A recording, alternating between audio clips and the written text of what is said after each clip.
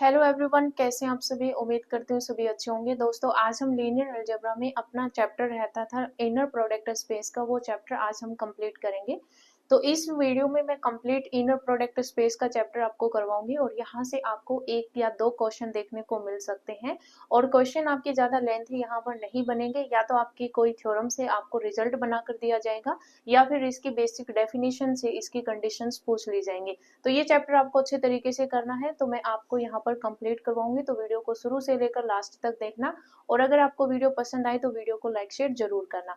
तो देखिए, यहाँ पर सबसे पहले आपके पास आता है इनर प्रोडक्ट स्पेस। तो इनर प्रोडक्ट स्पेस से पहले आपको पता होना चाहिए कि इनर प्रोडक्ट क्या होता है। तो देखिए, इसकी डेफिनेशन क्या कहती है। मैंने आपको वेक्टर स्पेस और सबस्पेस का चैप्टर आपको पढ़ा रखा है, तो आपको पता होना चाहिए कि वेक्टर स्पेस क्या होता है। यहाँ पर वही से आपके पास डेफिनेशन स्टार्ट होती है कि let V be a vector space, कि वी जो है वो आपके पास एक वेक्टर स्पेस है ओवर अ फील्ड एफ। यानी कि हम इस तरीके से लिखते थे कि V be a vector space over the field F, let A B belongs to F. यानी कि हमने यहाँ पर फील्ड से दो एलिमेंट्स उठाए हैं ए बी, एंड वेक्टर से हमने यहाँ पर तीन एलिमेंट्स उठाए हैं U V W be arbitrary. The vector space V is called an inner product space, कि ये जो आपके पास जो वेक्टर स्पेस है, इस वेक्टर स्पेस को ही हम क्या बोलेंगे, इनर प्रोडक्ट स्पेस बोलेंगे। If there exist a function, आपके पास एक फंक्शन एग्जिस्ट करेगा, इसको हमने इस तरीके से नोटेशन दी है। यानी कि हम यहाँ पर जैसे सिंपली जैसे इस तरीके से हम लिखते थे, अगर हम यहाँ पर सेट रिलेशन एंड फंक्शन वाले चैप्टर की बात करें, अब अगर हम फंक्शन डिफाइन करते हैं तो हम इस तरीके से डिफाइन करते हैं। लेकिन इनर प्रोडक्ट स्पेस में इस फंक्शन को किस तरीके से डिफाइन किया गया है, इस तरीके से डिफाइन किया गया है। और ये फंक्शन आपका कहां से कहां तक वेरी करता है, ये v क्रॉस v2f फील्ड में आपके पास ये एलिमेंट जाएगा। यानी कि आपके पास ये फंक्शन इस तरीके से डिफाइन है। जब आपके पास ये फंक्शन सेटिस्फाई कर दे इन फॉलोइंग एक्साइमास को, यानी कि अगर आपके पास तीन कंडीशन होल्ड हो जाती है, तो आपके पास वेक्टर स्पेस vf जो है वो आपके पास इनर प्रोडक्ट स्पेस बन जाता है।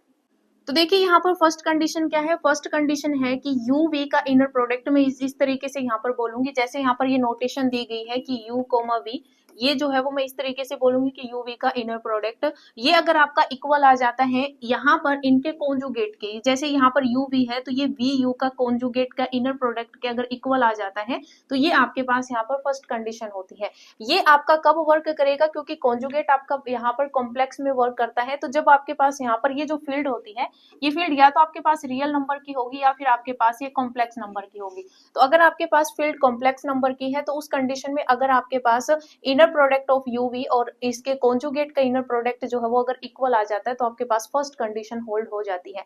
अगर यहाँ पर फील्ड आपके पास रियल नंबर की है, तो वहां पर कोई फर्क नहीं पड़ेगा, एज इट इज आपके पास यहाँ पर ये आ जाएगा। जैसे अगर आपके पास रियल नंबर्स की फील्ड है, तो हम इसको इस तरीके से भी लिख सकते हैं। ये क्वेश्चन भी आपका पूछा जा सकता है, या तो आप इसको इस तरीके से लिख सकते हैं या फिर आप इसको वी यू इस तरीके से भी लिख सकते हैं। दोनों ही तरीके से आप यहाँ पर लिख सकते हैं। फर्स्ट कंडीशन आपकी ये बन जाती है जब आपके पास फील्ड जो है वो रियल नंबर की हो। सेकंड कंडीशन है आपके पास नॉन नेगेटिविटी की। यहाँ पर जो ये फर्स्ट है, इसको हम कॉन्जुगेट सिमेट्री भी हम इसको बोल सकते हैं। तो ये आपके पास कॉन्जुगेट सिमेट्री भी हो सकती है, आप इसको लिख सकते हैं। ये आपके पास कॉन्जुगेट सिमेट्री की कंडीशन होती है, ठीक है। कॉन्जुगेट सिमेट्री की कंडीशन यहाँ पर बनती है, तो सीधा भी पूछा जा सकता है कॉन्जुगेट सिमेट्री की कौन सी कंडीशन है, तो ये आपको ध्यान रखना है। उसके बाद सेकंड आपके पास यहाँ पर नॉन नेगेटिविटी की कंडीशन है कि अगर आपके पास सेम वेक्टर यू यू की अगर आप इनर प्रोडक्ट यहाँ पर करोगे, तो वो आपका ग्रेटर इक्वल्स टू 0 होना चाहिए। एंड यहाँ पर आपके पास ये कंडीशन भी बनती है कि अगर आपके पास यू यू का इनर प्रोडक्ट अगर आपका यहाँ पर इक्वल्स टू 0 आ रहा है, तो यहाँ पर इफ एंड ओनली इफ की कंडीशन है कि यू जो है वो आपके पास क्या होगा, 0 होगा। उसके बाद यहाँ पर थर्ड कंडीशन है, यहाँ पर थर्ड कंडीशन है, ये आपको अच्छे तरीके से नोट करनी है। यहाँ पर क्या दिया हुआ है, जो फर्स्ट एलिमेंट है, जैसे यहाँ पर फर्स्ट एलिमेंट यू था, फिर सेकंड वी था, तो यहाँ पर पूरा जो है ये आपका फर्स्ट एलिमेंट है, इसको कॉम्बिनेशन में लिखा हुआ है कि ए यू प्लस में बी वी कोमा डब्ल्यू, इसका इनर प्रोडक्ट अगर हम यहाँ पर करेंगे, तो आपके पास यहाँ पर क्या बनेगा। जैसे यहाँ पर फर्स्ट ए यू जो है, इसमें से हमने जो स्केलर है ए, इसको बाहर ले लिया, और इस यू का डब्ल्यू के साथ, यहाँ पर डब्ल्यू आएगा, u का w के साथ इनर प्रोडक्ट, प्लस में जो सेकंड एलिमेंट है इससे हमने v बाहर ले लिया, और v का w के साथ इनर प्रोडक्ट यहाँ पर आ गया, और ये आपके पास लीनियर की कंडीशन होती है। तो ये आपके पास थर्ड कंडीशन बनती है। तो ये तीनों कंडीशन आपको एज इट इज याद रखनी है। यहाँ पर आपसे इस तरीके से क्वेश्चन पूछा जा सकता है कि इनमें से कौन सी कंडीशन इनर प्रोडक्ट स्पेस की कंडीशन नहीं है। तो ये तीनों आपको आनी चाहिए। फर्स्ट आपके पास कॉन्जुगेट सिमेट्री की थी, सेकंड आपके पास नॉन नेगेटिविटी, थर्ड आपके पास लीनियरिटी। तो ये तीनों कंडीशन आपको यहाँ पर पता होनी चाहिए।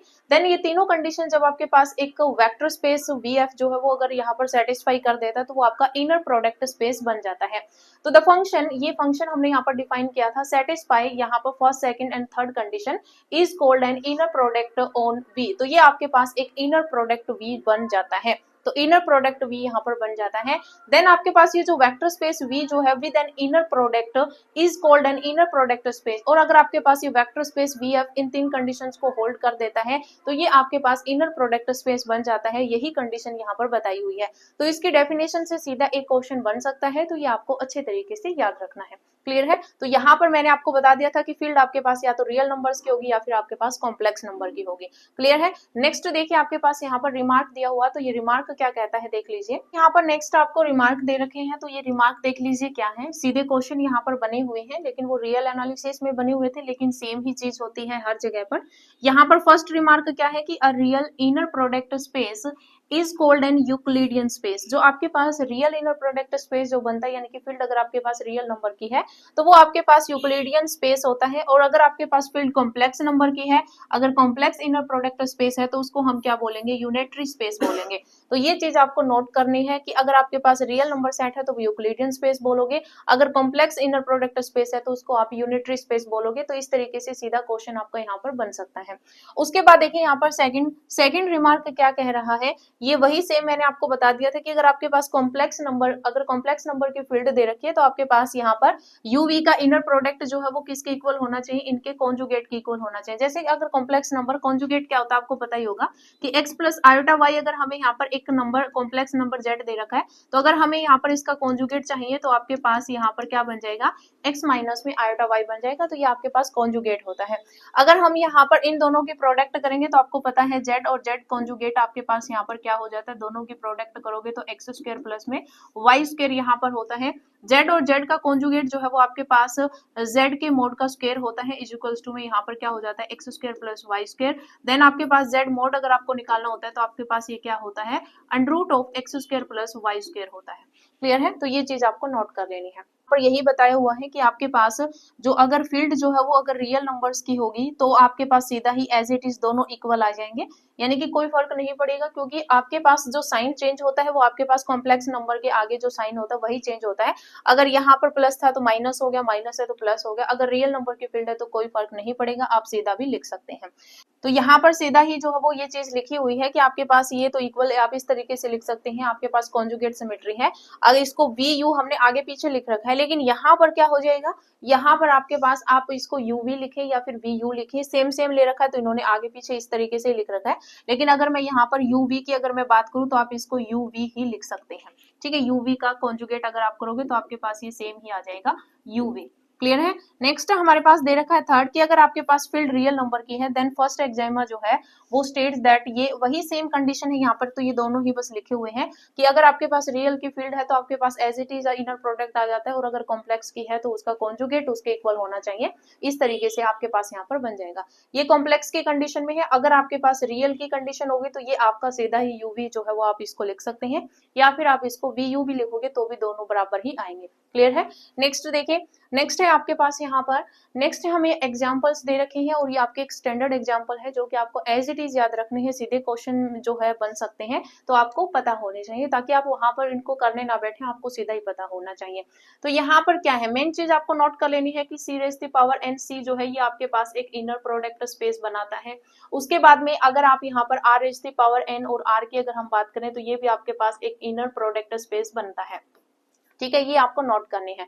यहाँ पर क्या दिया हुआ है कि अगर मान लीजिए आपके पास जो U है ये आपके पास n टपल में दे रखा है, A1 A2 से लेकर AN तक, और V हमें दे रखा है B1 B2 से लेकर BN तक, B arbitrary number of C raise the power n, यानी कि आपके पास n टपल में कॉम्प्लेक्स नंबर के यहाँ पर जो है वो एलिमेंट्स आपको दे रखे UV।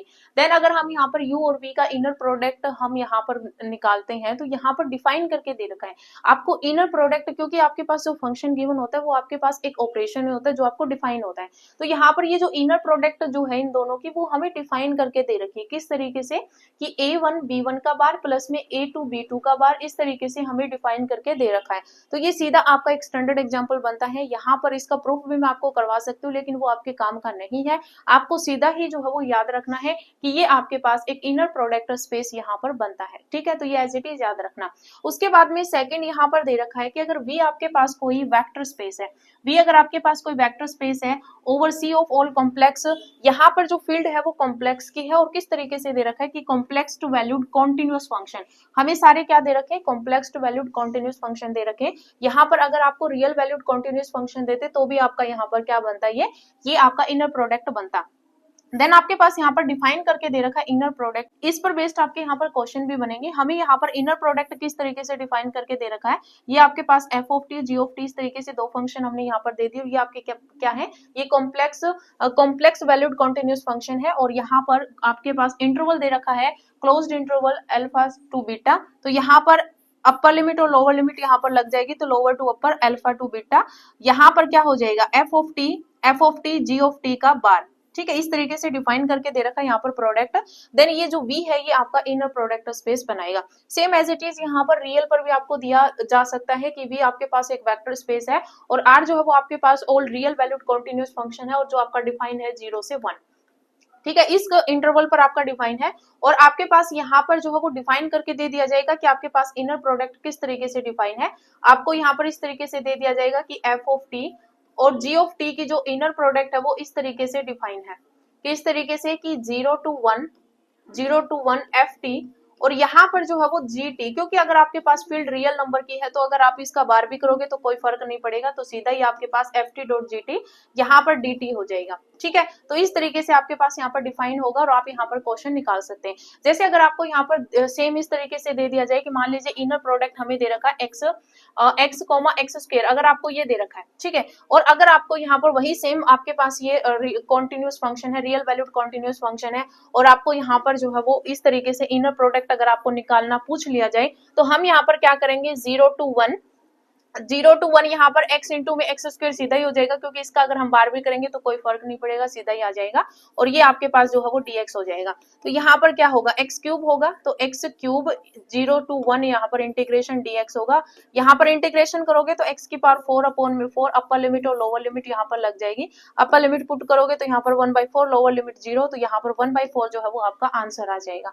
क्लियर है, तो इस तरीके से आपका यहाँ पर ये छोटा सा क्वेश्चन भी बन सकता है। बाकी आपको as it is standard example याद रखना है कि ये आपका इनर प्रोडक्ट स्पेस बनाता है और ये आपके पास रियल वैल्यूड कॉन्टिन्यूअस फंक्शन जो होते हैं या कॉम्प्लेक्स पे हो या फिर रियल पर हो वो इस तरीके से डिफाइन होता है। बस ये आपको नोट करना है। क्लियर है, नेक्स्ट देखिए, नेक्स्ट हमें यहाँ पर रिमार्क क्या दे रखा है। तो देखिए यहाँ पर नेक्स्ट हमें यहाँ पर थर्ड पॉइंट दे रखा है और थर्ड पॉइंट जो है ये आपके पास प्रॉपर्टीज है, सीधी प्रॉपर्टी से क्वेश्चन बन सकता है, आपको एज इट इज याद रखनी है। तो प्रॉपर्टी यहाँ पर क्या कहती है, V आपके पास कोई इनर प्रोडक्ट स्पेस है एंड A B C जो है वो आपके पास फील्ड से एलिमेंट है और U V W जो है वो आपके पास वेक्टर से एलिमेंट्स है, आर आर्बिट्रेरी। देन आपके पास यहाँ पर कंडीशन बनती है, क्या कंडीशन है कि अगर आपके पास यहाँ पर इनर प्रोडक्ट, अगर आपके पास ये A U V का इनर प्रोडक्ट अगर आपको यहाँ पर दे रखा है तो हमें क्या करना है, यानी कि अगर फर्स्ट एलिमेंट के साथ अगर आपके पास कोई स्केलर दे रखा है तो वो स्केलर आपका बाहर एज इट इज आ जाएगा और जो u और v बच जाएंगे उसका इनर प्रोडक्ट हो जाएगा।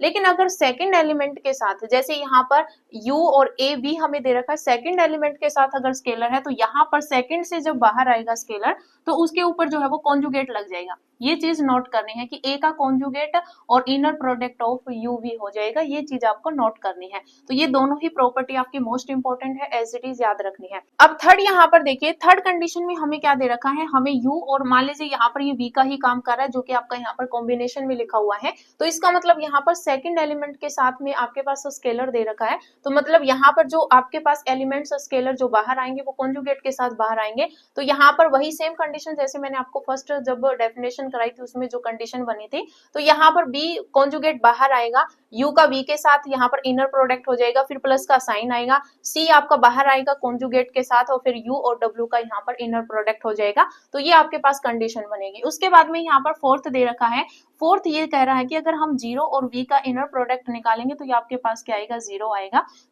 फिफ्थ प्रॉपर्टी क्या है, फिफ्थ यानी कि आपके पास यहाँ पर क्या है, फर्स्ट एलिमेंट 0 है तो ये आपका 0 आएगा। वी आपका कोई भी हो सकता है, कोई भी वेक्टर हो सकता है। उसके बाद में यहाँ पर ये कह रहा है कि अगर आपके पास u और v का इनर प्रोडक्ट अगर 0 आ रहा है, इसका मतलब u आपका 0 है। ठीक है, यहाँ पर क्या है कि अगर इनर प्रोडक्ट 0 आ रहा है, for all v belongs to v, आपका कुछ भी हो सकता है, लेकिन यहाँ पर ये इंप्लाई करेगा कि u जो है वो आपका क्या है, 0 है। तो ये चीज आपको नोट करनी है। उसके बाद नेक्स्ट आपके पास है norm of a vector. Norm of a vector यहाँ से भी क्वेश्चन बन सकता है, इसकी डेफिनेशन आपसे पूछी जा सकती है। तो नॉर्म ऑफ ए वेक्टर देख लीजिए क्या है।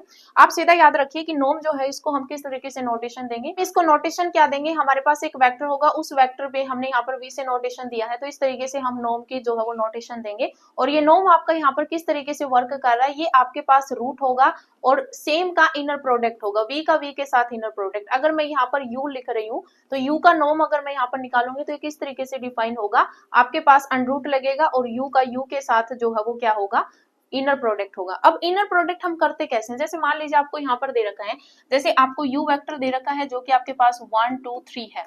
ठीक है, ये इस तरीके से दे रखा है। अगर मुझे यहाँ पर इसका नॉर्म निकालना है, यानी कि u का नॉर्म निकालना है, तो मैं यहाँ पर क्या करूंगी, u का नॉर्म मेरे पास क्या होगा, अंडरूट होगा और u का u के साथ इनर प्रोडक्ट, u का u के साथ इनर प्रोडक्ट मुझे यहाँ पर करना है। तो हम यहाँ पर क्या करेंगे, सेम एलिमेंट्स की यहाँ पर हमें बस क्या करनी है, मल्टीप्लाई करनी है, यानी कि सेम का सेम के साथ करना है। तो 1 2 3 आप इस तरीके से भी लिख सकते हो, 1 2 3।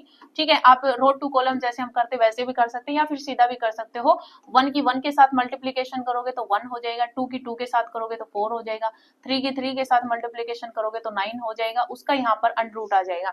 तो यहाँ पर क्या बनेगा, देखो 13 और 1 14, तो रूट आपके पास यहाँ पर क्या आ जाएगा, 14 आ जाएगा। ठीक है, तो ये आपके पास आंसर आ जाएगा। तो इस तरीके से आपको यहाँ पर प्रोडक्ट करनी होती है। यहाँ पर डेफिनेशन ही लिखी हुई है कि हम नॉर्म ऑफ v को किस तरीके से नोटेशन देंगे, डिनोट करके यहाँ पर बता रखा है। उसके बाद यहाँ पर दिया हुआ है कि अगर v का इनर प्रोडक्ट इज रियल, कि अगर आपके पास ये रियल होगा and greater equals to 0, therefore norm of v belongs to v is always a non negative real number. यानी कि आपके पास ये जो है वो अगर आपके पास ग्रेटर इक्वल्स टू 0 आ रहा है तो मतलब वो एक नॉन नेगेटिव रियल नंबर ही आपके पास यहाँ पर एग्जिस्ट करेगा। ठीक है, नेक्स्ट देखिए, नेक्स्ट आपके पास यहाँ पर रिमार्क है और ये रिमार्क भी आपको नोट करना है। यहाँ से भी क्वेश्चन बन सकते हैं। क्या दे रखा है कि अगर आपके पास नॉर्म ऑफ v अगर 1 आ जाता है, यानी कि हम नॉर्म निकालते हैं, वो नॉर्म आपका 1 आ जाता है, यानी कि जब हम v का इनर प्रोडक्ट निकालते हैं तो वो आपके पास क्या आ जाता है, 1 आ जाता है। देन वो जो v होगा वो आपके पास एक यूनिट वेक्टर होगा। क्या होगा, यूनिट वेक्टर होगा। तो ये आपको नोट करना है। उसके बाद सेकंड ये कह रहा है कि अगर हमें यहाँ पर डिस्टेंस निकालना है between the vector u and v, u और v के बीच का डिस्टेंस अगर आपको निकालना है, जैसे हमने मीट्रिक स्पेस में किया था, हम यहाँ पर कोई भी, जैसे मीट्रिक स्पेस में हमारे पास 2 एलिमेंट्स हैं, उन 2 एलिमेंट्स के बीच का डिस्टेंस हमें निकालना था, तो हम यहाँ पर जो आपके पास यूजुअल मीट्रिक स्पेस थी, mod of x minus y से हमने नोटेशन दी थी। तो यहाँ पर नॉर्म की कंडीशन में लिखा हुआ है कि अगर हमें यहाँ पर 2 वेक्टर के बीच का डिस्टेंस निकालना है तो हम उसको नॉर्म से रिप्रेजेंट करेंगे। ठीक है, norm of u minus v। ठीक है, ये आपको नोट कर लेना। उसके बाद देखिए, नेक्स्ट हमें यहाँ पर एक एग्जांपल दे रखा है और इस एग्जांपल में हमें क्या दे रखा है, find norm of the vector u। हमें इस u वेक्टर का नॉर्म निकालना है एंड नॉर्मलाइज दिस वेक्टर, और इस वेक्टर को नॉर्मलाइज करना है। तो आपको इस टाइप के क्वेश्चन एग्जाम में देखने को मिल सकते हैं। हमें यहाँ पर पहले इसका नॉर्म निकालना है। अब आपको मैंने सिखा दिया कि नॉर्म हम किस तरीके से निकालते हैं। तो अगर मैं यहाँ पर u का नॉर्म निकालूंगी तो वो मेरे पास क्या होगा, root of inner product of u comma u हो जाएगा। तो मैं यहाँ पर u का u के साथ इनर प्रोडक्ट निकालूंगी तो मतलब 2 माइनस 3 और 6 ही होगा। आप इस तरीके से कर सकते हो। 2 का 2 के साथ मल्टीप्लीकेशन करोगे तो मेरे पास यहाँ पर क्या आ जाएगा, 4 आ जाएगा, प्लस में 3 का 3 के साथ करोगे तो 9 आ जाएगा, 6 का 6 के साथ मल्टीप्लीकेशन करोगे तो 36 आ जाएगा, और फिर पूरे का यहाँ पर क्या है, रूट है। तो यहाँ पर कितना बनेगा, देखिए 13, और 13 को इसमें ऐड करूंगी तो मेरे पास यहाँ पर 49 बनेगा। 49 का जब मैं यहाँ पर रूट करूंगी तो मेरे पास यहाँ पर क्या आ जाएगा, 7 आ जाएगा। तो यानी कि u का नॉर्म जो है वो मेरे पास क्या आ जाएगा, 7 आ जाएगा। अब हमें यहाँ पर नॉर्मलाइज करना है। तो जब आपको नॉर्मलाइज करना हो तो आपके पास यहाँ पर जो वेक्टर आपको गिवन होता है उसी के अपोन में यहाँ पर नॉर्म आपको लिखना होता है।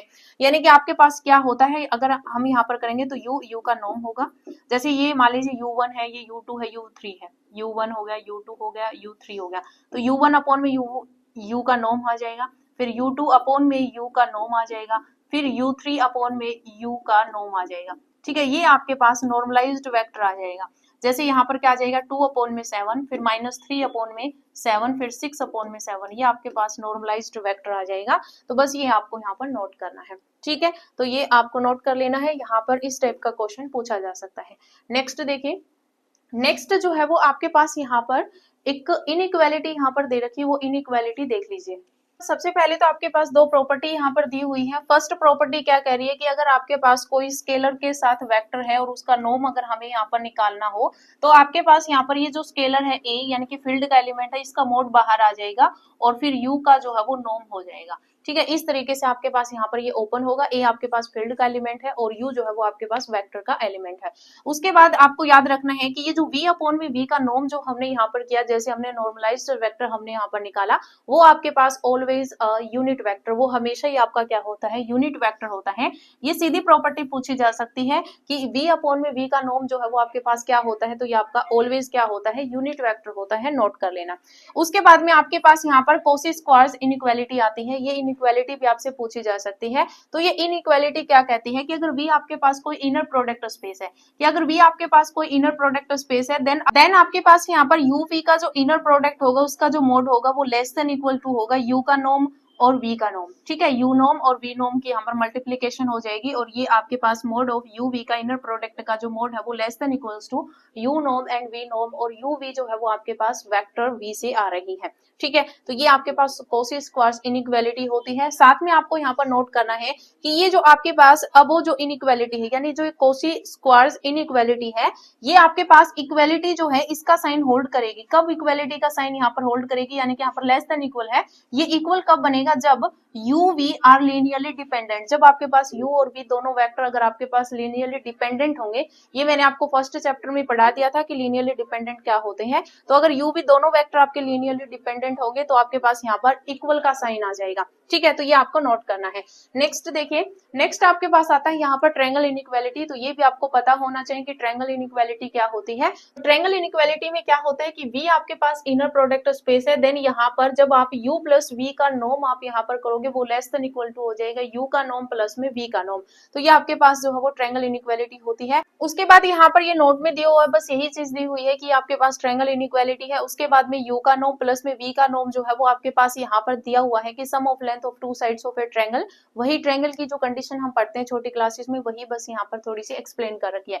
बाकी मेन चीज आपको यही ध्यान रखनी है कि आपके पास ट्रायंगल इनइक्वालिटी नॉर्म की कंडीशन में किस तरीके से बनती है।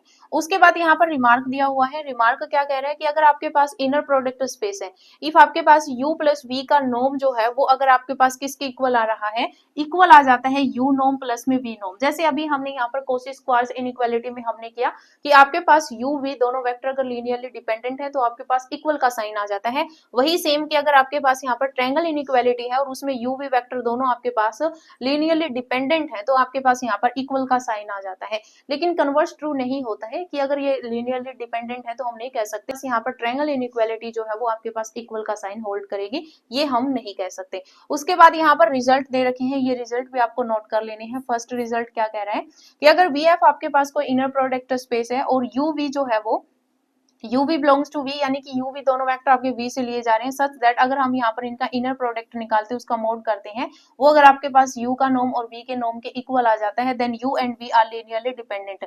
ये वही कंडीशन यहाँ पर दे दी है जो कि हमने यहाँ पर कॉची स्क्वायर्स इनइक्वालिटी में की थी, वही उसमें जो नोट दे रखा था वही यहाँ पर रिजल्ट में दे दिया। उसके बाद सेकंड कंडीशन क्या है कि अगर x और y दो वेक्टर हैं इनर प्रोडक्ट स्पेस में, देन अगर हमारे पास क्या है कि x अगर y के इक्वल है, यहाँ पर क्या चीज दे दी कि x जो है वो y के इक्वल होगा, कब, यहाँ पर इफ एंड ओनली इफ की कंडीशन दे दी कि x इक्वल टू y होगा इफ एंड ओनली इफ। यहाँ पर दोनों में इस तरीके से याद कर लेना कि x जो है वो y के इक्वल होगा, इफ एंड ओनली इफ की कंडीशन है, यहाँ पर दोनों साइड z लगाकर इनका इनर प्रोडक्ट कर दो। ठीक है, यहाँ पर क्या हो जाएगा, z लगाकर इनका इनर प्रोडक्ट निकाल दो, तो ये आपके पास इफ एंड ओनली इफ की कंडीशन यहाँ पर बनेगी। ठीक है, कि अगर आपके पास ये कंडीशन बन रही है तो आपके पास x y के इक्वल होगा, अगर x y के इक्वल है तो आपके पास ये कंडीशन बनेगी इफ एंड ओनली इफ की कंडीशन में आपको नोट करना है। नेक्स्ट देखिए नेक्स्ट आपके पास यहाँ पर पैरेललोग्राम लॉ है। पैरेललोग्राम लॉ में आपको यहाँ पर ये कंडीशन याद रखनी है। ये क्या कह रहा है कि अल्फा बीटा आपके पास वेक्टर है इनर प्रोडक्ट स्पेस में, देन यहाँ पर अल्फा प्लस बीटा के नोम का होल स्क्वायर प्लस में अल्फा माइनस में बीटा के नोम का होल स्क्वायर, वो किसके इक्वल होगा, 2 इंटू में नोम ऑफ अल्फा का होल स्क्वायर प्लस में 2 इंटू में नोम ऑफ बीटा का होल स्क्वायर। तो ये चीज आपको नोट कर लेनी है कि आपके पास यहाँ पर यही कंडीशन बन गई। सीधा मैं आपको लिख के बता देती हूँ, जैसे अल्फा प्लस में बीटा का हम नोम निकालेंगे बोलेंगे, और उसका यहाँ पर होल स्क्वायर होगा, प्लस में फिर यहाँ पर इनके माइनस यानी कि अल्फा माइनस में बीटा के नॉर्म का स्क्वायर होगा। इन दोनों का जो सम है वो किसके इक्वल होगा, 2 इंटू में नॉर्म ऑफ अल्फा के नॉर्म का स्क्वायर, और फिर प्लस में यहाँ पर हो जाएगा 2 इंटू में नॉर्म ऑफ बीटा का होल स्क्वायर। ये कंडीशन यहाँ पर बनेगी, और ये आपके पास क्या कहलाता है, ये कहलाता है आपके पास पैरेललोग्राम लॉ। उसके बाद यहाँ पर नोट दे रखा है कि आपके पास जो इनर प्रोडक्ट स्पेस होता है वो आपके पास मीट्रिक स्पेस होता है, कि every inner product space is a metric space. Metric space मैंने आपको बहुत अच्छे तरीके से करवा रखा है, और यहाँ पर ये आपके पास एक रिजल्ट बन सकता है कि जो इनर प्रोडक्ट स्पेस है वो आपका मीट्रिक स्पेस बनता है। अगर आपका कोई भी इनर प्रोडक्ट बना रहा है तो वो आपका क्या होगा, मीट्रिक स्पेस होगा। क्लियर है। उसके बाद देखिए यहाँ पर नेक्स्ट आपके पास यहाँ पर आता है नॉर्म्ड लीनियर स्पेस। तो देखिए यहाँ पर नॉर्म्ड लीनियर स्पेस की डेफिनेशन क्या कहती है, इसकी डेफिनेशन देख लीजिए कि let VF be a vector space, कि VF जो है वो आपके पास क्या है, वेक्टर स्पेस है। डिफाइन नॉर्म, हमने यहाँ पर नॉर्म डिफाइन की है। नॉर्म आपको पता है हम किस तरीके से डिफाइन करते हैं, अगर हमें U का नॉर्म निकालना है तो हम U का U के साथ इनर प्रोडक्ट निकालते हैं, उसका अंडररूट करते हैं। For all U belongs to V, then the vector space V with the above definition, यानी कि ये जो वेक्टर स्पेस V है साथ में आपके पास नॉर्म की कंडीशन सेटिस्फाई कर रहा है, इज कॉल्ड नॉर्म्ड लीनियर स्पेस। इसी को हम यहाँ पर क्या बोलेंगे, नॉर्म्ड लीनियर स्पेस बोलेंगे, अगर ये इन तीन कंडीशंस को सेटिस्फाई कर देता है। और वो तीन कंडीशन क्या है, फर्स्ट कंडीशन आपके पास नॉन नेगेटिविटी की है, कि नॉर्म ऑफ U जो है वो आपके पास ऑलवेज पॉजिटिव होगा, ग्रेटर इक्वल्स टू 0 होगा। और साथ में ये कंडीशन दे रखी है कि अगर नॉर्म ऑफ U अगर आपका 0 आ रहा है तो if and only if U जो है वो आपका क्या है, 0 है। सेकंड कंडीशन है कि अगर आपके पास यहाँ पर वेक्टर का और स्केलर की मल्टीप्लिकेशन करके नॉर्म दे रखा है, तो ये मैंने आपको पहले भी कराया था, तो यहाँ पर A जो है वो आपके पास मोड में बाहर आएगा और U का नॉर्म हो जाएगा, वेयर A जो है वो आपका फील्ड का एलिमेंट है। थर्ड कंडीशन आपके पास ट्रायंगल इनइक्वालिटी की है, कि U प्लस V का नॉर्म जो है वो less than equals to U norm plus में V नॉर्म हो जाएगा, और U V जो है वो आपके पास वेक्टर से आ रही है। तो ये तीन कंडीशन अगर आपके पास ये वेक्टर स्पेस से साथ में नॉर्म की कंडीशन के साथ ये तीन कंडीशन होल्ड हो जाती है, तो ये आपका नॉर्म्ड लीनियर स्पेस बन जाता है। तो ये आपको एज इट इज याद रखना है। उसके बाद रिजल्ट दे रखा है, रिजल्ट क्या कह रहा है कि हर एक इनर प्रोडक्ट स्पेस जो होता है वो आपका नॉर्म्ड लीनियर स्पेस भी होता है। लास्ट में हमने पढ़ा कि every inner product space is metric space.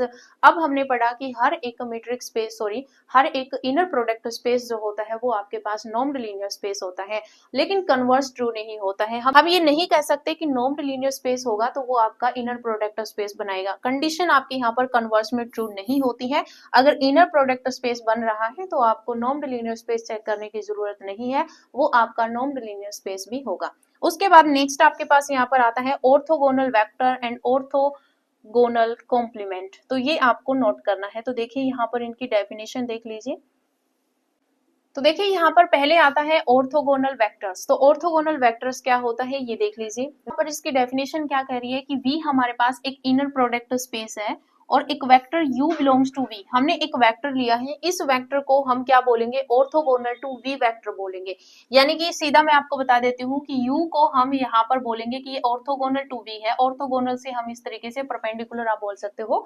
तो ऑर्थोगोनल परपेंडिकुलर की तरीके से हम यहाँ पर नोटेशन देंगे कि U is perpendicular to V, लेकिन आपको बोलना क्या है कि U ऑर्थोगोनल टू V कब, जब हम यहाँ पर इसको ऑर्थोगोनल बोलेंगे कि U वेक्टर जो है वो V के ऑर्थोगोनल है, अगर आपके पास इन दोनों की जो इनर प्रोडक्ट हम यहाँ पर निकालेंगे वो इक्वल्स टू 0 आ जाए। जैसे हम परपेंडिकुलर की कंडीशन में भी होता है, जैसे हमने वेक्टर में किया कि अगर A vector dot B vector 0 आ जाता है तो दोनों परपेंडिकुलर होते हैं, वही कंडीशन ऑर्थोगोनल की यहाँ पर बनती है। तो अगर इनका इनर प्रोडक्ट स्पेस अगर इन दोनों की 0 आ जाती है तो U जो है वो V के क्या हो जाएगा, ऑर्थोगोनल हो जाएगा। यहाँ पर कुछ कंडीशन दे रखी है कि अगर U और V का इनर प्रोडक्ट 0 आ रहा है तो इसका मतलब यहाँ पर जो इनका V U का इनर प्रोडक्ट निकालोगे वो भी आपके पास यहाँ पर 0 आएगा। यानी कि इफ एंड ओनली इफ की कंडीशन में अगर U V के परपेंडिकुलर है, यानी कि U ऑर्थोगोनल टू V है तो V ऑर्थोगोनल टू U होगा। यहाँ पर इफ एंड ओनली इफ की कंडीशन है। यहाँ पर वर्डिंग में लिखा हुआ है कि U is orthogonal to V if and only if V is orthogonal to U, यानी कि U is orthogonal to V if and only if V is orthogonal to U। तो यहाँ पर तीन कंडीशंस एक वर्डिंग में लिखी हुई है, एक इस तरीके से इनर प्रोडक्ट में और एक इस तरीके से ऑर्थोगोनल की कंडीशन में दिखा रखा है। इफ एंड ओनली इफ की कंडीशन यहाँ पर होल्ड करके तीन टाइप में लिखकर बता रखा है। उसके बाद देखिए यहाँ पर ये दे रखा है कि अगर 0, U का इनर प्रोडक्ट अगर आप निकालोगे तो अगर वो 0 आ रहा है, जहां पर U जो है, ये जो U है ये आपका यहाँ पर U, अगर मैंने यहाँ पर V लिख रखा है इसका मतलब यहाँ पर ये V है। अगर यहाँ पर u करोगे तो यहाँ पर u हो जाएगा। यानी कि अगर आपके पास 0, v अगर हम यहाँ पर कर रहे हैं, इनका प्रोडक्ट अगर 0 आ रहा है, यहाँ पर दे रखा है कि फॉर ऑल v जो है वो आपके पास v से आ रहा है, देन आपके पास ये जो है वो आपके पास 0 वेक्टर होगा, is orthogonal to every vector v belongs to v। यानी कि ये आपके पास 0 वेक्टर जो होगा, ये जो आपके पास 0 यानी कि फर्स्ट जो एलिमेंट है, ये आपका 0 वेक्टर जो होगा वो आपके पास ऑर्थोगोनल टू एवरी वेक्टर। तो ये आपके पास याद रखना कि जो 0 वेक्टर होता है वो ऑर्थोगोनल होता है हर एक वेक्टर के। ये कंडीशन मैंने आपको पहले भी बताई थी कि अगर आपके पास 0, v का इनर प्रोडक्ट निकाल रहे तो वो आपके पास 0 होगा फॉर ऑल v के लिए। और यहाँ पर ये जो आपके पास 0 है तो ये आपका किस कंडीशन को होल्ड कर देगा, क्योंकि ऑर्थोगोनल वेक्टर्स में हमने पढ़ा कि अगर इनर प्रोडक्ट 0 आ रही तो इसका मतलब वो दोनों वेक्टर जो है वो क्या होंगे, ऑर्थोगोनल होंगे। अगर ऑर्थोगोनल की कंडीशन यहाँ पर होल्ड हो रही है तो इसका मतलब यहाँ पर 0 जो है वो हर एक वेक्टर के क्या हो जाएगा, ऑर्थोगोनल हो जाएगा। तो ये आपको नोट करना है। उसके बाद यहाँ पर अनदर बेसिक डेफिनेशंस दे रखी है, और ये अनदर बेसिक डेफिनेशंस जो है ये सबस्पेस से रिलेट करके यहाँ पर दे रखी है। सीधी बेसिक पूछी जा सकती है, बाकी ज्यादा इंपॉर्टेंट नहीं है, मैं आपको बता देती हूँ। यहाँ पर क्या दे रखा है कि W अगर आपके पास कोई सबस्पेस है V का, V वेक्टर स्पेस है, उसका हमने यहाँ पर सबस्पेस ले लिया। Then any vector U belongs to V, यानी कि जो वेक्टर स्पेस V है उसका हमने एक एलिमेंट लिया U, is set to be perpendicular to the subspace W। यानी कि ऑर्थोगोनल की कंडीशन यहाँ पर ये है कि अगर हम यहाँ पर कोई वेक्टर से V एलिमेंट ले रहे हैं और उस सबस्पेस के साथ परपेंडिकुलर दिखाना है, तो हमें क्या करना होगा, उस सबस्पेस के हर एक एलिमेंट का उस u वेक्टर के साथ इनर प्रोडक्ट करेंगे तो वो आपके पास क्या होना चाहिए, इक्वल्स टू 0 होना चाहिए। बस वही कंडीशन यहाँ पर बता रखी है। नेक्स्ट यहाँ पर वही W1 और W2, अगर हमने यहाँ पर दो सबस्पेस ले लिए V के, then W1 and W2 are set to be orthogonal. तो हम यहाँ पर दोनों सबस्पेस को ऑर्थोगोनल कब बोलेंगे, जब इनका इनर प्रोडक्ट जो है वो क्या हो जाएगा, इक्वल्स टू 0 आ जाएगा। वही कंडीशन। थर्ड यहाँ पर ये दे रखा है कि अगर आपके पास inner product W1 and W2 equals to 0 आ जाए, फॉर ऑल W1 आपका यहाँ पर W1 के अंदर बिलोंग कर रहा है, W2 आपका W2 के अंदर बिलोंग कर रहा है। कहने का मतलब क्या है कि W1 जो है वो W2 के क्या हो जाएगा, ऑर्थोगोनल हो जाएगा। ये यहाँ पर सिर्फ पूरी कंडीशन नहीं लिखी हुई है, ये आप छोड़ देना, सीधा जो है वो कंडीशन नहीं लिखी हुई, लेकिन यहाँ पर ये कंडीशन किसकी है कि अगर W1 W2 यानी कि W1 सबस्पेस है और W2 सबस्पेस है, तो यहाँ पर W1 से मैंने एक स्मॉल W1 ले लिया, W2 से हमने यहाँ पर स्मॉल W2 ले लिया, इन दोनों का जो इनर प्रोडक्ट है वो आपके पास क्या आ रहा है, 0 आ रहा है, मतलब ऑर्थोगोनल की कंडीशन यहाँ पर बनेगी। उसके बाद नेक्स्ट है आपके पास ऑर्थोगोनल कॉम्प्लीमेंट। अब ऑर्थोगोनल कॉम्प्लीमेंट क्या होता है, इसको हम नोटेशन देते हैं यहाँ पर, क्योंकि मैं यहाँ पर W से नोटेशन दे रही हूँ, कई बुक्स में जो है वो आपको S से भी नोटेशन मिल जाएगा, ठीक है। और यहाँ पर ये जो T है ये आपका उल्टा T यहाँ पर लिखा हुआ होगा, इसका मतलब ये ऑर्थोगोनल कॉम्प्लीमेंट की रिप्रेजेंटेशन है।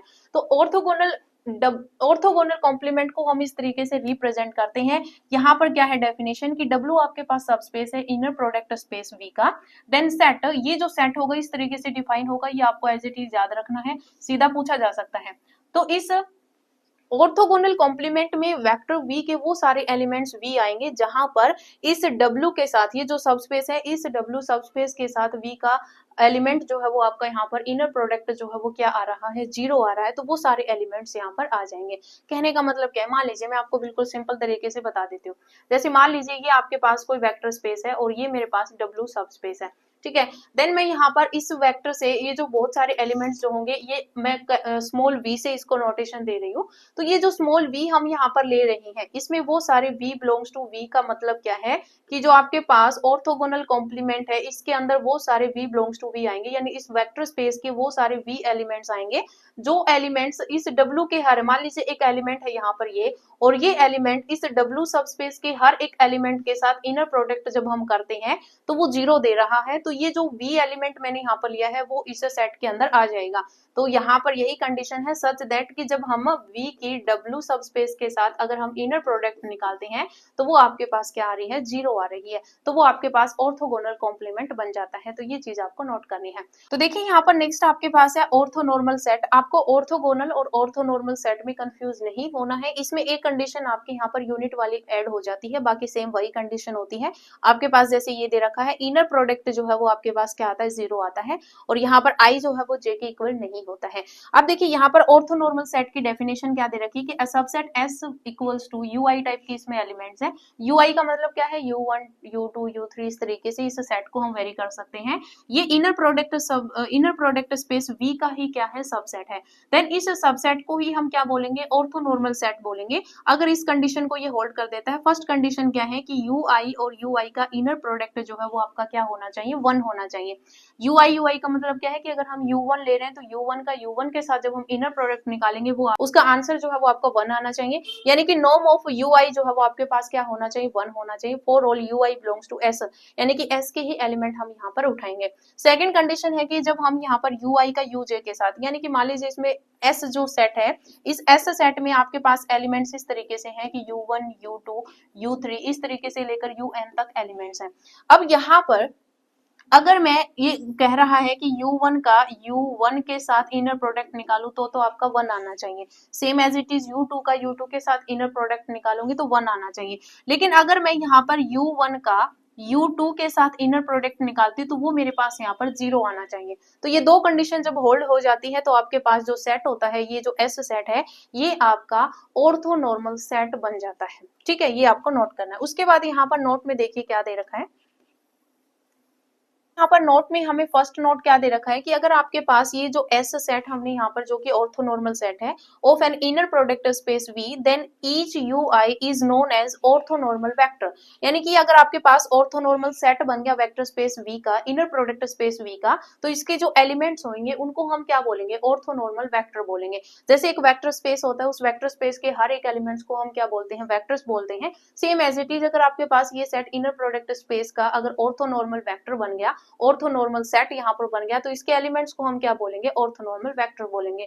यहाँ पर सेकंड नोट क्या कह रहा है कि if N orthonormal set is a basis for the space V, यानी कि अगर आपके पास ये जो ऑर्थोनॉर्मल सेट होता है, ये ऑर्थोनॉर्मल सेट अगर वेक्टर स्पेस V के लिए अगर बेसिस का काम कर रहा है, then set is called orthonormal basis for V। तो उस सेट को हम क्या बोल देंगे, ऑर्थोनॉर्मल बेसिस बोल देंगे। बेसिस भी मैंने आपको यहाँ पर आपका जो सेकंड चैप्टर था उसमें मैंने अच्छे तरीके से आपको करवा रखा है। उसके बाद देखिए यहाँ पर थर्ड हमें क्या दे रखा है कि if W is an orthonormal set, यहाँ पर हमने S से नोटेशन दी थी, यहाँ पर W से दे दी कि W आपके पास एक ऑर्थोनॉर्मल सेट है इनर प्रोडक्ट स्पेस VF का, देन इस W को हम क्या बोलेंगे, कंप्लीट ऑर्थोनॉर्मल सेट बोलेंगे। कि W जो आपके पास ऑर्थोनॉर्मल सेट है, इस ऑर्थोनॉर्मल सेट को हम क्या बोलेंगे, कंप्लीट ऑर्थोनॉर्मल सेट बोलेंगे।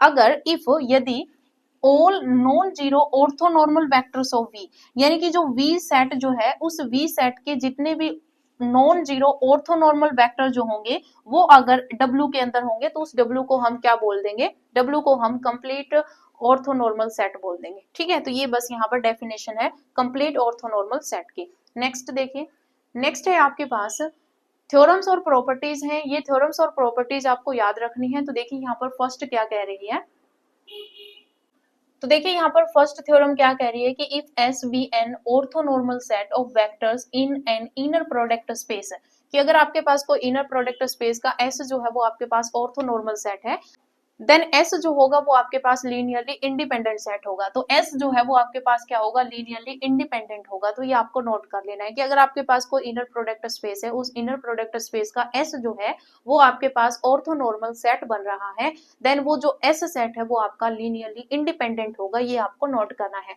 उसके बाद यहाँ पर सेकंड थ्योरम क्या कह रही है कि अगर U1 U2 से लेकर UN तक आपके पास यहाँ पर ऑर्थोनॉर्मल बेसिस है, ये क्या बन रहे हैं, बेसिस बन रहे हैं an inner product space V के, and U belongs to V, यानी कि आपके पास जो इनर प्रोडक्ट स्पेस V है इसका हमने एलिमेंट लिया है U, ये हमने एक U एलिमेंट लिया है। Then the coordinates of U, यानी कि ये जो U है इसके coordinates relative to the basis, ये जो U है इसके जो कोऑर्डिनेट्स होंगे वो किससे रिलेट करेंगे, बेसिस UI से रिलेट करेंगे। देन हम यहाँ पर इस U का UI के साथ इनर प्रोडक्ट निकालेंगे, एज इट इज याद रखना है। एंड UI का जो नॉर्म का जो स्क्वायर होगा वो किसके इक्वल होगा, summation I is equals to 1 से लेकर n तक U का UI के साथ इनर प्रोडक्ट निकालेंगे, उसके मोड का स्क्वायर करेंगे, तो ये आपके पास इक्वल हो जाएगा। ये कंडीशन आपकी यहाँ पर होल्ड होगी, तो ये आपको एज इट इज याद रखनी है, थ्योरम आपकी पूछी जा सकती है। उसके बाद थर्ड क्या दे रखा है, थर्ड दे रखा है कि W आपके पास कोई नॉन एम्पटी सबसेट है N inner product space VF का। देन आपके पास जो मैंने अभी आपको ऑर्थोगोनल कॉम्प्लीमेंट मैंने आपको कराया, ये नोटेशन किसकी है, ऑर्थोगोनल कॉम्प्लीमेंट की है। ये आपका सब स्पेस होता है वेक्टर स्पेस VF का।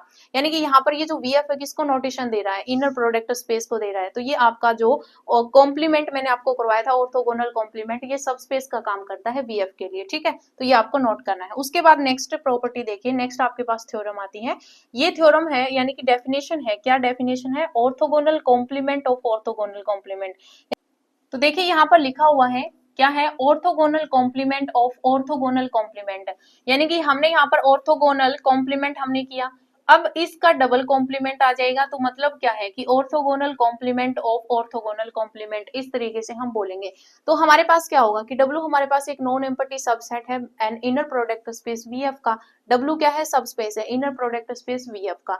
देन ये जो हम W की पावर T, जो उल्टा T हम यहाँ पर लिख रहे हैं, इसको हम क्या बोलते हैं, orthogonal complement is a subspace of VF। Last जो प्रॉपर्टी थी हमने यही पढ़ा कि आपका क्या होता है, सबस्पेस होता है इनर प्रोडक्ट स्पेस VF के लिए।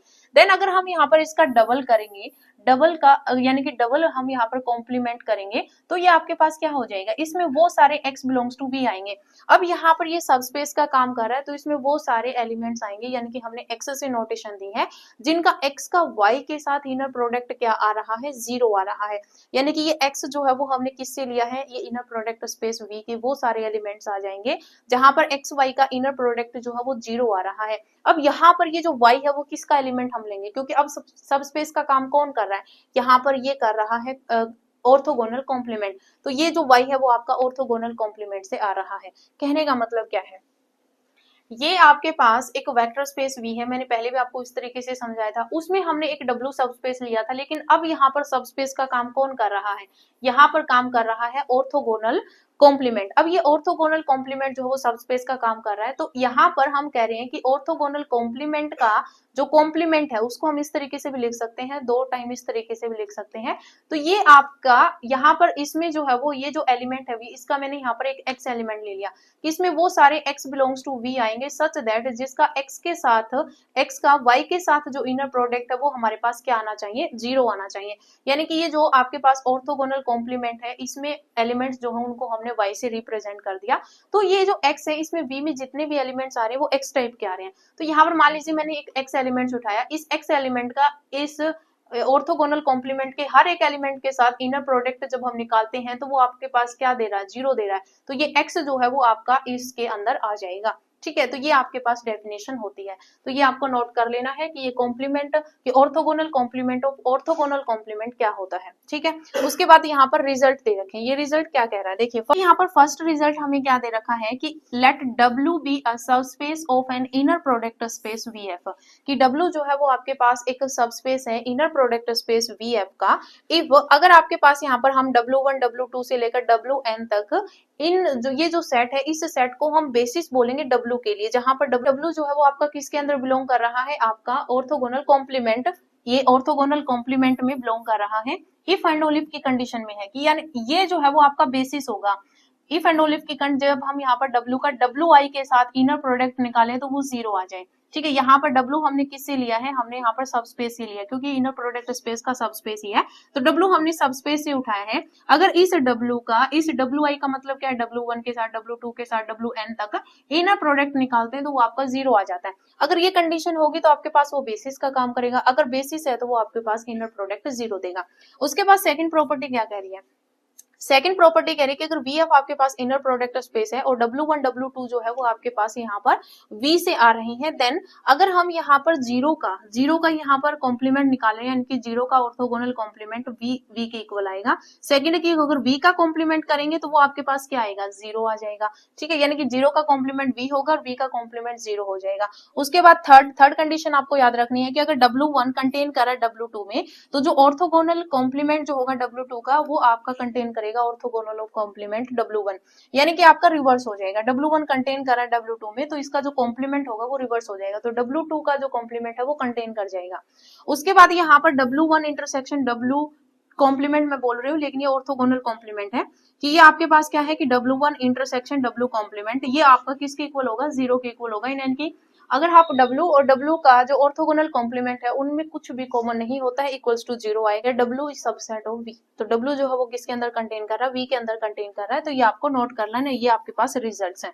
नेक्स्ट देखिए, नेक्स्ट है आपके पास यहाँ पर कुछ और यहाँ पर प्रॉपर्टीज हैं, ये प्रॉपर्टी देख लीजिए। ये कह रहा है कि M और N अगर आपके पास सबस्पेस है finite dimensional inner product space V के, देन M प्लस N का अगर हम यहाँ पर कॉम्प्लीमेंट करेंगे तो ये इंटरसेक्शन में कॉम्प्लीमेंट आएगा कि M का कॉम्प्लीमेंट इंटरसेक्शन N का कॉम्प्लीमेंट, और ये क्या है, ऑर्थोगोनल कॉम्प्लीमेंट है। तो ये चीज थोड़ी सी नोट कर लेना, मैं सीधा कॉम्प्लीमेंट बोल रही हूँ। उसके बाद यहाँ पर दे रखा है कि अगर S आपके पास सबसेट है इनर प्रोडक्ट स्पेस V का, कि अगर S आपके पास सबसेट है इनर प्रोडक्ट स्पेस का, देन आपके पास यहाँ पर S का कॉम्प्लीमेंट जो है वो इसके इक्वल होगा। X देखिए, क्योंकि S का कॉम्प्लीमेंट फिर कॉम्प्लीमेंट करेंगे S के इक्वल आ जाएगा, और फिर थर्ड टाइम करेंगे तो वो S कॉम्प्लीमेंट आ जाएगा। ठीक है, तो यही चीज बस इस तरीके से याद कर लेना। उसके बाद दे रखा है कि अगर S आपके पास सबसेट है इनर प्रोडक्ट स्पेस V का, देन S का अगर ऑर्थोगोनल कॉम्प्लीमेंट आप निकालोगे तो वो यहाँ पर ये जो LS है उसका भी यहाँ पर क्या हो जाएगा, क्योंकि लीनियर स्पेन यहाँ पर होगा तो लीनियर स्पेन का जो है वो आपके पास यहाँ पर ऑर्थोगोनल कॉम्प्लीमेंट हो जाएगा। अगर LS जो है लीनियर स्पेन जो है वो अगर सबसेट है S के डबल कॉम्प्लीमेंट में, फिर LS जो है वो आपके पास क्या है, लीनियर स्पेन ऑफ S है जाएगा। दोनों कंडीशंस को याद रखना। उसके बाद नेक्स्ट आता है आपके पास यहाँ पर बेसल्स इनइक्वालिटी। तो बेसल्स इनइक्वालिटी क्या कहती है, एज इट इज याद रखनी है। आपसे ये स्टेटमेंट देके पूछा जा सकता है कि कौन सी इनइक्वालिटी है। तो देखिए, आपके पास यहाँ पर U1 U2 से लेकर UN तक आपके पास ऑर्थोनॉर्मल सबसेट है इनर प्रोडक्ट स्पेस VF के। नॉर्मल सबसेट यानी कि ऑर्थोनॉर्मल सेट मैंने अभी आपको पढ़ाया कि आपके पास कौन सी कंडीशन होती है, यानी कि जब आप सेम का इनर प्रोडक्ट निकालते हो तो 1 आएगा, और दूसरे के साथ निकालते हो जैसे U1 का U2 के साथ निकालोगे तो वो आपका 0 आता है, तो वो आपके पास ऑर्थोनॉर्मल बनता है। तो यहाँ पर ये एलिमेंट्स जो है वो आपके पास क्या दे रखे, ऑर्थोनॉर्मल सबसेट दे रखे इनर प्रोडक्ट स्पेस VF का। देन यहाँ पर ये कंडीशन अगर आपकी होल्ड हो जाती है, ये इनइक्वालिटी क्या है कि summation I is equals to 1 से लेकर N तक U का UI के साथ इनर प्रोडक्ट के मोड का स्क्वायर, U का UI का इनर प्रोडक्ट हम यहाँ पर निकालेंगे, U का UI के साथ इनर प्रोडक्ट उसके मोड का स्क्वायर, वो लेस देन इक्वल्स टू आ जाएगा U के नॉर्म का स्क्वायर। तो ये आपके पास इनइक्वालिटी बनती है और ये आपके पास बेसल्स इनइक्वालिटी बनती है, ये नोट करना है। उसके बाद यहाँ पर क्रोलरी दी हुई है। क्रोलरी क्या कह रही है कि अगर आपके पास α1 α2 से लेकर αn तक अगर आपके पास ऑर्थोगोनल सेट है, अब यहाँ पर क्या है, ऑर्थोगोनल सेट है। ऑर्थोगोनल सेट में यूनिट वाली कंडीशन नहीं होती है, बस इतना ही आपके पास चेंज होता है, यानी कि इसमें जो है वो आपके पास सेम का इनर प्रोडक्ट हमें नहीं देखना होता है, हमें U1 का U2 के साथ यानी कि अलग अलग वेक्टर्स का हमें इनर प्रोडक्ट निकालना, वो आपका 0 होना चाहिए, तो वो आपका ऑर्थोगोनल सेट होता है। नॉन जीरो वेक्टर्स की orthogonal set of non zero vectors is an inner product space. Inner product space VF का जो है ये आपके पास क्या है, ऑर्थोगोनल सेट है। देन बीटा हमने यहाँ पर V से एक बीटा एलिमेंट यहाँ पर उठाया, beta belongs to V arbitrary. Then summation I is equals to 1 से लेकर N तक। जब मैं यहाँ पर ये जो बीटा मैंने लिया है वेक्टर स्पेस V से, तो बीटा का जब मैं अल्फा I के साथ यानी कि ये हमने जो ऑर्थोगोनल सेट लिए हैं, इस ऑर्थोगोनल सेट के साथ जब हम यहाँ पर इनका इनर प्रोडक्ट निकालते हैं उनके मोड का स्क्वायर अपॉन में यहाँ पर जो ये अल्फा I है, जैसे अगर मैं यहाँ पर α1 ले रही हूँ तो नीचे जो है वो α1 के नॉर्म का स्क्वायर आएगा। ये जो वैल्यू है वो आपके पास less than equals to beta के नॉर्म के स्क्वायर के इक्वल होगी। तो ये आपके पास क्रोलरी है, बस आपको नोट करनी है। उसके बाद देखिए यहाँ पर नेक्स्ट आपके पास आज की वीडियो का लास्ट टॉपिक है, और ये क्या कह रहा है, ये आपके पास है ग्राम सेगमिट ऑर्थोगोनलाइजेशन प्रोसेस। तो ये जो प्रोसेस है ये आपके पास क्या है, ये देख लीजिए। हमें दे रखा है कि every finite dimensional inner product space has an orthonormal basis, यानी कि आपके पास जो एवरी जो finite dimensional inner product space जो होता है वो आपके पास क्या होता है, ऑर्थोनॉर्मल बेसिस होता है। बस यहाँ पर ऑर्थोनॉर्मल बेसिस ही निकाला जाता है इस प्रोसेस से, तो इससे क्वेश्चन आपका नहीं बनेगा, लेकिन ये स्टेटमेंट आपसे पूछी जा सकती है कि प्रोसेस के बारे में आपको बताना होता है। तो ये आपके पास क्या है कि every finite dimensional inner product space has an orthonormal basis, बस ये आपको नोट करना है। रिजल्ट देख लीजिए, रिजल्ट क्या है कि अगर V आपके पास finite dimensional inner product space है, कि V आपके पास क्या है, finite dimensional inner product space है, एंड W जो है वो आपके पास सबस्पेस है V का। देन V जो है वो हम किस तरीके से लिखेंगे, ये आपके पास डायरेक्ट सम जैसे मैंने आपको पढ़ाया था, तो W और W का यहाँ पर कॉम्प्लीमेंट है यानी कि ऑर्थोगोनल कॉम्प्लीमेंट है, तो W का डायरेक्ट सम हमने यहाँ पर लिखा ऑर्थोगोनल कॉम्प्लीमेंट के साथ, तो ये V आ जाएगा। उसके बाद ही हम डबल करेंगे, यानी कि डबल ऑर्थोगोनल कॉम्प्लीमेंट निकालेंगे तो वो डब्ल्यू के ही इक्वल आ जाएगा, और अगर ट्रिपल होगा तो वो डब्ल्यू टी के इक्वल आ जाएगा, जैसे मैंने प्रॉपर्टी बताई थी। लेकिन यहाँ पर यही कंडीशन होती है, तो ये रिजल्ट आपको नोट करना है। उसके बाद सेकंड रिजल्ट क्या कह रहा है कि अगर डब्ल्यू आपके पास सबस्पेस है inner product space V F का, डब्ल्यू क्या है, डब्ल्यू आपके पास सबस्पेस है inner product space V F का, देन U1 U2 से लेकर UN तक is an orthonormal basis of W. ये आपके पास क्या है, ऑर्थोनॉर्मल बेसिस है, यानी कि ये जो है वो किसका काम करे, ऑर्थोनॉर्मल बेसिस का काम कर रही है W के लिए। एंड V1 V2 से लेकर Vm तक is an orthonormal basis of orthogonal complement, यानी कि ये जो U1 U2 से लेकर UN तक जो एलिमेंट्स है ये तो ऑर्थोनॉर्मल बेसिस है W के लिए, और V1 V2 से लेकर Vm तक ये जो है वो आपके पास ऑर्थोनॉर्मल बेसिस है W कॉम्प्लीमेंट। देन जब हम यहाँ पर ये जो W का जो आपके पास बेसिस है और यहाँ पर जो W कॉम्प्लीमेंट ऑर्थोनॉर्मल कॉम्प्लीमेंट का जो बेसिस है, इन दोनों को अगर हम एक साथ लेकर एक सेट बना देते हैं, जो बेसिस बनेगा वो आपका ऑर्थोनॉर्मल बेसिस होगा V के लिए। वो किसके लिए बेसिस होगा, V के लिए बेसिस होगा। तो ये आपके पास दो रिजल्ट्स थे, और इसी के साथ आपका इनर प्रोडक्ट स्पेस का चैप्टर जो है वो कंप्लीट हो जाता है। और अगर आपको मेरे लीनियर अलजेब्रा के नोट्स परचेज करने हैं तो आप जो है वो डिस्क्रिप्शन में आपको लीनियर अलजेब्रा के नोट्स मिल जाएंगे, तो वहां पर आपको सिर्फ 29 रुपए की पेमेंट करनी है और आपके कंप्लीट नोट्स आपको मिल जाएंगे। और अगर आपको ये वीडियो पसंद आया हो तो आप वीडियो को लाइक शेयर जरूर करना। आज इस वीडियो में इतना ही, मिलते हैं नई वीडियो के साथ। धन्यवाद।